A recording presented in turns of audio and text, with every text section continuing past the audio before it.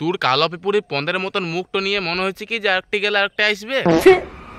ভুলো জুনটা হচ্ছে সেটাকে ছাড়িস নিয়ে না, সারা জীবন তোকে মুলা গুঁজতে হবে। গায়ে মারাবি গে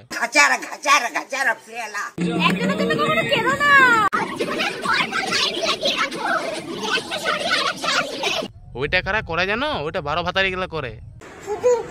তোমাকে দেখে ওইটাই মনে হয়েছে। আর কারা করে ভাইয়া দেখি শালা কালো পিপুরির পন্দ। ও বৌদি, এখানে একা একা দাঁড়িয়ে কি করছো? দাদা কোথায়? বাইরে কাজে গেছে। বাইরে যখন কাজে গেছে তখন গিদ্দা গুরুম খেলাটা তো হয় নাই মনে হচ্ছে আজকে। কি গিদ্দা গুরুম? আরে গিদ্দা গুরুম মানে জানে না ইল্লা ওরা কেমন বৌদি? আরে গিদ্দা গুরুম মানে থুতু দিয়ে জুনটা লাগাই পদে সাট সাটাই নিন না ওইটো। মুখে মুছে দিয়েছে হারা খান কি ছেলে। কেন আমার ওটা খেলতে গেলে থুতু লাগে নাকি? বিনা থুতুতেই হয়ে যায়। বৌদি মনে হচ্ছে তোমার রস বেশি আছে তাই থুতু পুতু লাগে না। রস বেশি আছে না তোমার?